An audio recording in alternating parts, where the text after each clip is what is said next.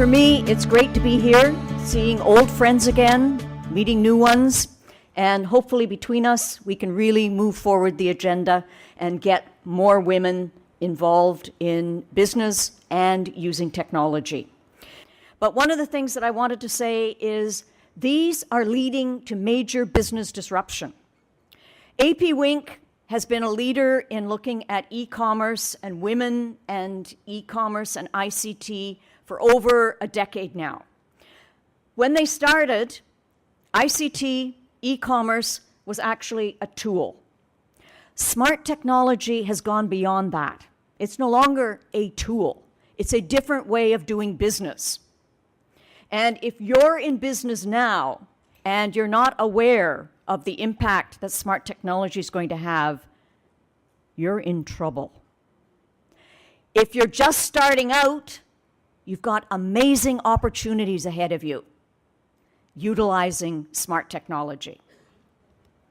The other thing, consumers want more convenience and intelligence and less hassle. They want connection in real time. And that's a very important change now. And if you're just starting out, huge opportunities. If you're already in business, you need to take that into account. Companies are unaware of the impact of technology or technological disruption, and they don't understand how to adapt.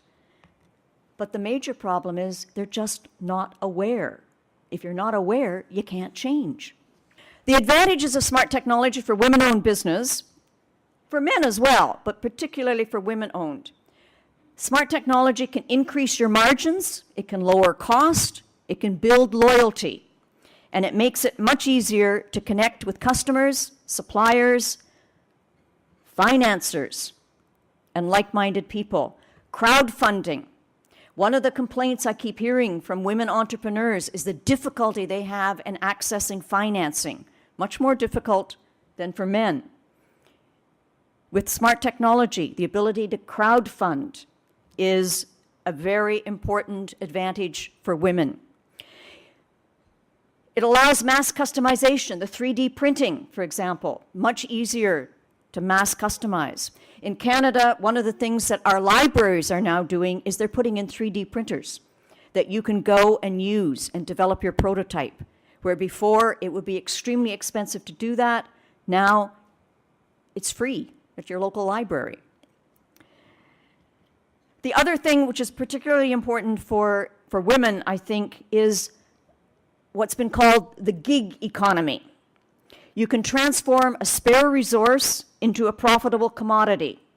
So for example, Airbnb, you got a spare room that you're not using, you can rent it out.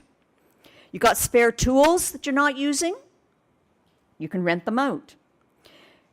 You've got a second car that you only use every so often, well, you can drive that under Uber and get some extra cash.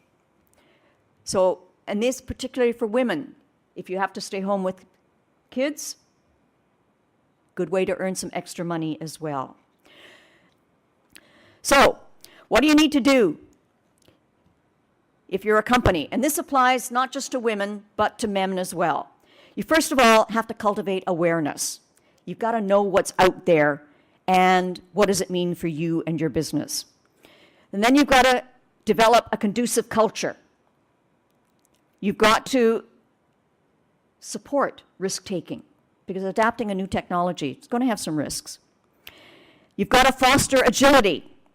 Can you change your own business model if new technologies make your current one obsolete? Think Blockbuster when Netflix came along. Where is Blockbuster now? Gone, because the whole world changed.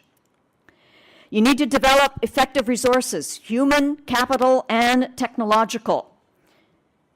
You've got to hire the talent that's going to be able to help you experiment with advanced technologies.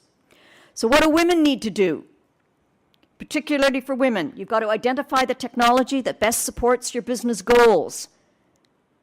We're not talking about technology as a tool anymore. It's a whole different way of doing things. Align your strategy, operations and technology. But remember, the strategy comes first. Then make sure the technology lines up with your core business goals. Smart technology is here to stay.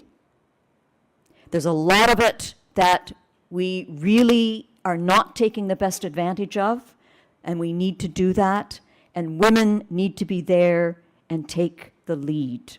Thank you very much.